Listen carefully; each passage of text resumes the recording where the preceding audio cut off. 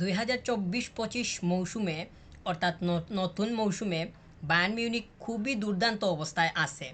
তাদের সিজনটা শুরু হয়েছে বলা যায় যে গোলের বন্যার মধ্য দিয়ে।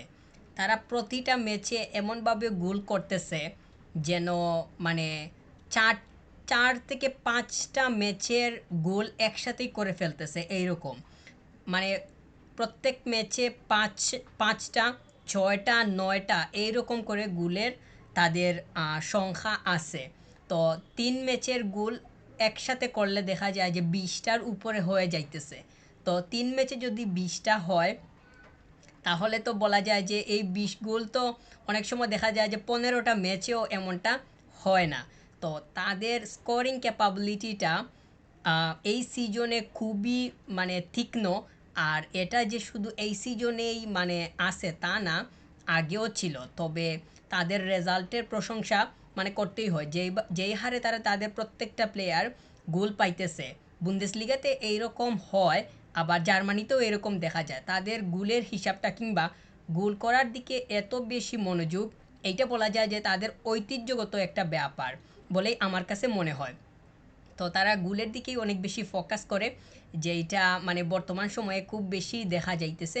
এই হারে গোলের মানে বিষয়টা বলে দিতেছে যে তাদের গোল করার ক্যাপাবিলিটিটা কিংবা পসিবিলিটিসটা কত উপরে। তো এই সিজনটা তাদের জন্য মানে খুবই সুন্দরভাবেই শুরু হয়েছে।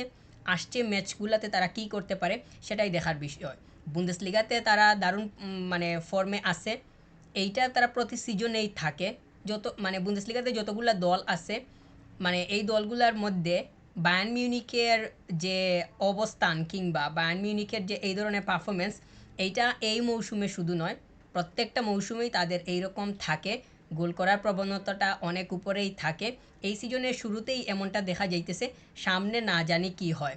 তাদের কোচ ভিনসেন্ট কোম্পানি, তিনি তো মানে এই সিজনেই দায়িত্ব নিছেন, আগে ছিলেন না, নতুন আসছেন। তবে নতুন এসেই তা ওনার ইতিবাচকতা, পজিটিভনেসটা খুব ভালোভাবেই দেখা যাইতেছে। দলের সাথে মানানসই অবস্থাও আছে। কোচের যে মানিয়ে নিতে খুব বেশি সমস্যা হইতেছে সেটাও দেখা যাইতেছে না। তো এটা বায়ার্ন মিউনিকের জন্য অবশ্যই ভালো একটা বিষয় বলেই মনে করতেছি। তাছাড়া বায়ার্ন মিউনিকের তাদের প্লেয়ার্সরা সবাই টপ ফর্মে আছে। একদম গোলকিপার থেকে শুরু করে মিডফিল্ড, স্ট্রাইক সব জায়গাতেই তাদের মানে এত পরিমাণ যে তাদের মানে পারফরমেন্সটা উপরে, সেটা তো গোলের হিসাবটাই বলে দিতেছে। তাছাড়া আগস্ট মাসে প্লেয়ার অফ দ্য মান্থ হয়েছিল মুলার, থমাস মুলার। সে তো মানে প্লেয়ার অফ দ্য মান্থ হয়েছিল। তো এইটা তার জন্য অবশ্যই ভালো, একজন মিডফিল্ডার হয়েও সে সেটা জিততে পারছে।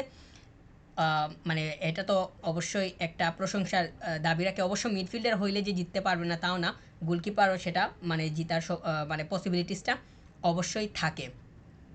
বায়ার্ন মিউনিখের একদম মানে গোলকিপারের পজিশন ম্যানুয়াল নয়ার থেকে শুরু করে স্ট্রাইকিং হ্যারি কেইন পর্যন্ত তাদের সব জায়গাতেই খুবই মানে ব্যালেন্সড অবস্থায় আছে। তাদের তো সামনে বার্সেলোনার সাথে ম্যাচ আছে। তো এই অবস্থা যদি বায়ার্ন মিউনিখের চলতে থাকে, সেটা সেটা বার্সেলোনার জন্য অবশ্যই মানে একটা চিন্তার বিষয় হয়ে দাঁড়াইতে পারে বলেই মনে করতেছি। তাছাড়া বার্সেলোনাও যে খুবই খারাপ করতেছে তাও তো না, তাদেরও তো রেজাল্ট 4টা 5টা করে গোল করতেছে, একটা ম্যাচে 7টা গোল করলো। গোলের হিসাবটা দুই দলেরই মানে বলা যায় যে অনেক উপরের দিকেই আছে। ভালোই একটা ব্যাটল হওয়ার সম্ভাবনা থাকবে বলেই মনে করতেছি। যদিও বার্সেলোনা মানে চ্যাম্পিয়ন্স লিগে গেলে ওইখানে আরেক ধরনের অবস্থা হয়ে যায়, তো সেটা হইতেছে একটা বিষয়। বায়ার্ন মিউনিকের সামনে তারা কিভাবে দাঁড়াইতে পারে সেইটা অবশ্য সময় বলবে। কিন্তু বায়ার্ন মিউনিক অবশ্যই তাদের এই ধরনের গোল করার মানে রেশিওটা যদি তারা ধরে রাখতে পারে, বার্সেলোনার জন্য সেটা ভয়াবহ হয়ে দাঁড়াবে বলেই মনে করতেছি। কারণ বার্সেলোনার এগেনস্টে তারা যে মানে গোল করতে পারবে না তাও তো না, তারা তো আগেও তো মানে বড় একটা স্কোর করছে, সেটা সম্পর্কে আপনারা অবগত আছেন। তো ওই রকম স্কোর হয়েও যদি যায় কিংবা ওই রকম কাছাকাছি চলে যায়, সেইটা অবাক হওয়ার মতো কিছু থাকবে বলেই মনে করতেছি না। তবে মানে মানে দুর্দান্ত একটা ম্যাচ হবে বলেই মনে করতেছি। দুইটা দলই খুব ভালো পজিটিভ অবস্থাতেই আছে। ভিনসেন্ট কোম্পানি এর আন্ডারে জশুয়া কিমিখ এবং সার্জে গ্নেব্রি, তারা দুইটা প্লেয়ারই মানে যথেষ্ট পরিমাণ মিনিট খেলতেছে। যদিও জশুয়া কিমিখ সে আগেও মিনিট খেলছে, তার যে নতুন সেটা না। গ্যানাব্রিকে আমরা যে সব সময় স্টার্ট করতে দেখতাম তা কিন্তু না, তবে বর্তমান সময়ে সে স্টার্ট করতেছে এবং তার পজিটিভিটিটা সে শো করতেছে, পারফরমেন্স ভালো, এই জন্য কোম্পানি হয়তো তাকে প্রেফার করতেছেন, সেইটা অবশ্যই ভালো একটা দিক। তাছাড়া হ্যারি কেইন সেও খুব ভালো করতেছে মানে বায়ার্ন মিউনিকে, এত বড় স্কোর হওয়ার পেছনে তার অবদান অবশ্যই আছে। তারও দেখা যায় যে মানে প্রত্যেকটা ম্যাচে 2টা 3টা এইরকম স্কোর থাকে, হ্যাট্রিকও থাকে। তো এইটা মানে একটা দলের স্ট্রাইকার এত বড় বড় স্কোর করতেছে প্রতিটা ম্যাচে, এইটা দলকে অবশ্যই মানে খুব বেশি স্বস্তিতে রাখবে বলেই মনে করতেছি, রাখে বলেও মনে করতেছি। আলফোনসো দাভিজ সেও নিয়মিত খেলতেছে মানে বায়ার্নের স্টার্টিং ইলেভেনে।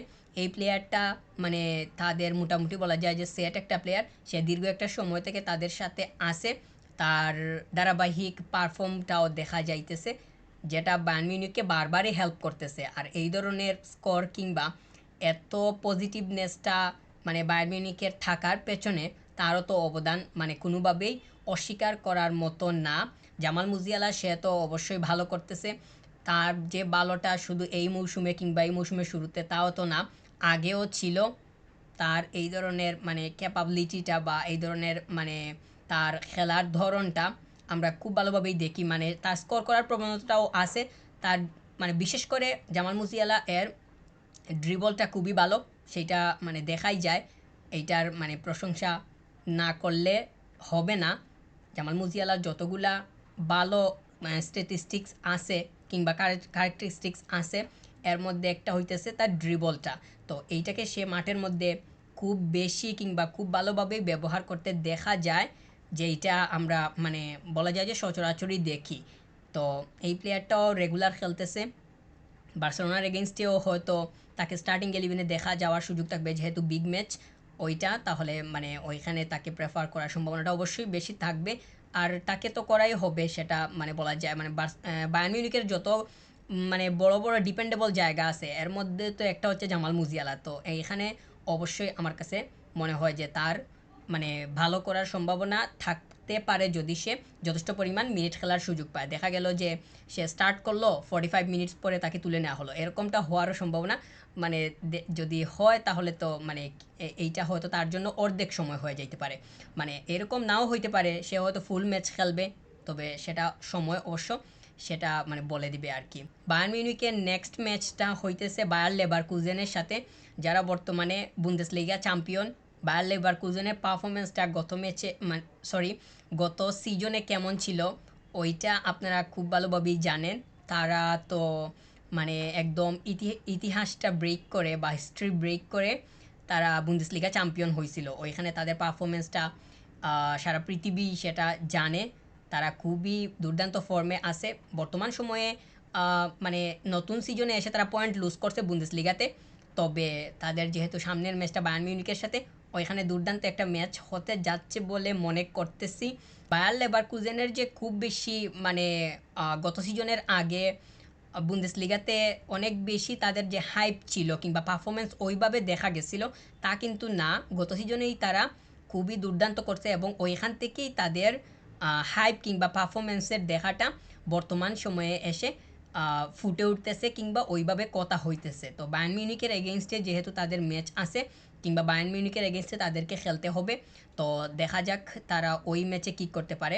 যদি তারা ভালো করতে পারে তাহলে তো সেটা তাদের জন্য অনেক বেশি হেল্পফুল হবে, মানে পয়েন্টগুলা বের করে নিতে আর কি। যদি বায়ার্ন মিউনিখের এগেনস্টে পয়েন্ট বের করে নেওয়া যায় তাহলে তো অনেক ক্ষেত্রেই সেটা স্বস্তির বিষয়।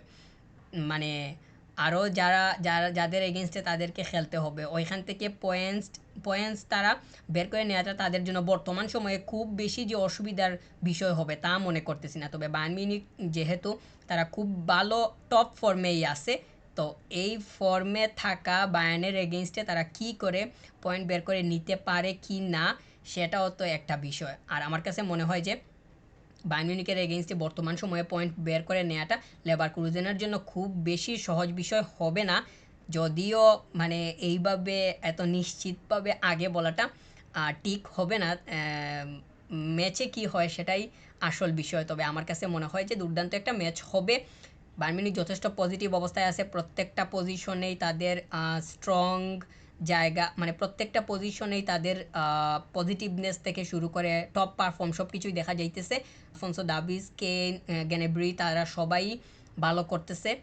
এত বড় বড় স্কোর দেখে বায়ার লেভারকুজেনের একটু ভয় কাজ করতে পারে যে এত বড় স্কোর যদি তাদের এগেইনস্টে হয়ে যায় তাহলে তারা কিভাবে সেটাকে সামাল দিবে। তবে তাদের এগেইনস্টে মানে এত গোল করাটাও এত সহজ বিষয় হবে না, যেহেতু তারা মানে বর্তমান সময়ে তাদের অনেক অনেক দুর্দান্ত সময় কাটাইতেছে।